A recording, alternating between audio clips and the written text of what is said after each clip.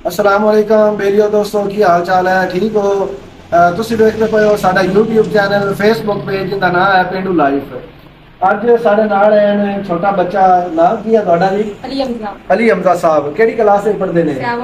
7 ਕਿਹੜੇ ਸਕੂਲ ਵਿੱਚ? ਦਿਨੋਲੇ ਸਕੂਲ, ਹਵੇਲੀ ਲੱਖਾ।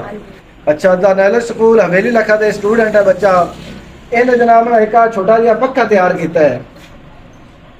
ਆ ਪੱਖਾ ਇਹ ਪੈਮਾਨਾ ਇਹਨੇ ਲਾਇਆ ਹੋਇਆ ਤੇ ਆ ਪੱਕਾ ਇਹਨੇ ਫਿੱਟ ਕੀਤਾ ਹੋਇਆ ਇਹਦੇ ਉੱਤੇ। ਇਹਦੇ ਬਾਰੇ ਸਾਰਾ ਕੁਝ ਆਪਾਂ ਇਹਦੇ ਨਾਲ ਮੁਕੰਮਲ ਤਫਸੀਲਾਤ ਇਹਦੇ ਕੋਲ ਪੁੱਛਨੇ ਆ ਵੀ ਇਹਦੇ ਆਈਡੀਆ ਇਹਦੇ ਜ਼ਿਹਨ ਵਿੱਚ ਕਿਵੇਂ ਆਇਆ ਤੇ ਇਹਨੇ ਕਿਵੇਂ ਸਾਰਾ ਕੁਝ ਬਣਾਇਆ।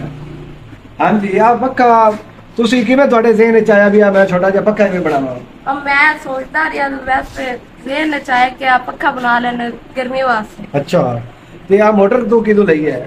अब मोटर में गड्डी विच कड्डी है, छोटी गड्डी ਅੱਛਾ, कार ਤੇ ਆ बैटरी बैटरी दुकान तो लई है।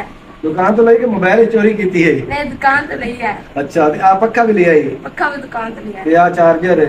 चार्जर कार पड़ा सा। अच्छा, हुणे ਦਾ ਫੰਕਸ਼ਨ ਦੇ ਬਾਰੇ ਸਾਨੂੰ ਦੱਸਣਾ ਵੀ ਇਹ ਕਿਵੇਂ ਚੱਲਦਾ ਤੇਰਾ ਪੱਕਾ? आ लीड़े चलाया साथ।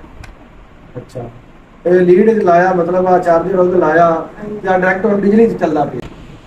ਇਹ ਛੋਟੇ ਜਿਹੇ ਬੱਚੇ ਦਾ ਕਮਾਲ ਹੈ ਜੀ, ਉਹਨੇ ਛੋਟਾ ਜਿਹਾ ਪੱਖਾ ਬਣਾਇਆ। ਜਿਹੜਾ ਛੋਟਾ ਬੱਚਾ ਆਪ ਹੈ ਉਹਨਾਂ ਕੋਈ ਛੋਟਾ ਪੱਖਾ ਬਣਾਇਆ ਹੈ।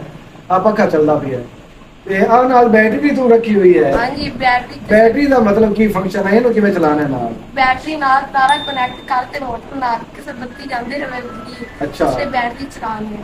ਮਤਲਬ ਬਿਜਲੀ ਨਾ ਹੋਵੇ ਤੇ ਆ ਤਾਰਾਂ ਤੋਂ ਨਾਲ ਲਾ ਦਿੰਦੇ ਹਾਂਜੀ। ਤੇ ਬੈਟਰੀ ਤੇ ਵੀ ਚੱਲਣ ਲੱਗ ਪੈਂਦਾ। बैटरी से चला रहा है। अच्छा, बड़ा बेहतरीन काम हो गया जी। आ चेक करो पक्का चलता पिया है। आ बैटरी भी कोल है। बैटरी अगर बिजली नहीं होती। हाँ भी अली हमजा साहब, ਇਹ ਤੂੰ ਆ ਨਾਲ ਚਾਰਜਰ ਲਾਇਆ ਹੋਇਆ ਇੱਥੇ ਨੇ ਚਾਰਜਰ ਲਾ ਤੇ ਚਾਰਜਰ ਉਹਦੇ ਵਿੱਚ ਲਾਉਂਦਾ ਬਿਜਲੀ ਦੇ ਵਿੱਚ। ਤੂੰ ਆ ਚਾਰਜਰ ਨਾ ਲਾਵੇਂ ਨਹੀਂ, ਆ ਡਾਇਰੈਕਟ ਤਾਰਾਂ ਹੀ ਉਹਦੇ ਵਿੱਚ ਲਾ ਦੇਣੇ ਨੇ तो पटाखे निकल जावे, धुआं आ जावे, ਅੱਛਾ, सड़ जावे मोटर। ਮਤਲਬ ਇਹਨੂੰ ਪਤਾ ਹੈ ਇਸ ਬੱਚੇ ਨੂੰ ਵੀ ਅਗਰ ਇਹ ਚਾਰਜਰ ਨਾ ਲਾਵਾ ਆ ਕਰੰਟ ਥੋੜਾ ਹੈ, ਉਹ ਕਰੰਟ ਹੈ 240 ਵੋਲਟ ਤੇ ਆਈ ਦੇ ਪਟਾਕੇ ਵੱਜ ਜਾਣੇ ਤੇ ਦੋ ਨਿਕਲ ਜਾਣਗੇ। ਇਹ ਆ ਬੱਚਾ ਜੀ ਇਹ ਸਾਡਾ ਦੋਸਤ ਹੈ ਅਲੀ ਹਸਨ ਸਾਹਿਬ। ਇਹ ਉਹਦਾ ਮਾਮੂ ਦਾ ਬੇਟਾ ਵੀ ਹੈ ਤੇ ਫੁੱਫੋ ਦਾ ਬੇਟਾ ਵੀ ਹੈ। ਜਿਸ ਤਰ੍ਹਾਂ ਅਲੀ ਹਸਨ ਸਾਡਾ ਦੋਸਤ ਜ਼ਹੀਨ ਹੈ, ਇਸੇ ਤਰ੍ਹਾਂ ਵੀ ਆ ਵੀ ਇੰਜੀਨੀਅਰ ਬੰਦਾ ਹੀ ਹੈ। ਉਹ ਵੀ ਇੰਜੀਨੀਅਰ ਹੈ ਤੇ ਆ ਵੀ ਇੰਜੀਨੀਅਰ ਹੈ।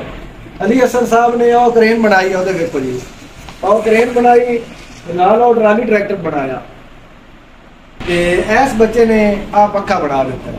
ਇਹ ਅਲੀ ਹਸਨ ਦੇ ਨਕਸ਼ੇ ਕਦਮ ਤੇ ਚੱਲ ਰਿਹਾ ਹੈ। ਇਹ ਇਨਸ਼ਾਅੱਲਾ ਆਉਣ ਵਾਲੇ ਦਿਨਾਂ ਵਿੱਚ ਇਹ ਪਾਕਿਸਤਾਨ ਦਾ ਨਾਮ ਰੋਸ਼ਨ ਕਰੇਗਾ। ਬੱਚਾ ਇਨਸ਼ਾਅੱਲਾ 7 ਕਲਾਸ ਦਾ ਸਟੂਡੈਂਟ ਹੈ, ਪਾਕਿਸਤਾਨ ਦਾ ਨਾਮ ਰੋਸ਼ਨ ਕਰੇਗਾ, ਆਦੇ ਇਲਾਕੇ ਦੀ ਪਹਿਚਾਨ ਬਣੇਗਾ।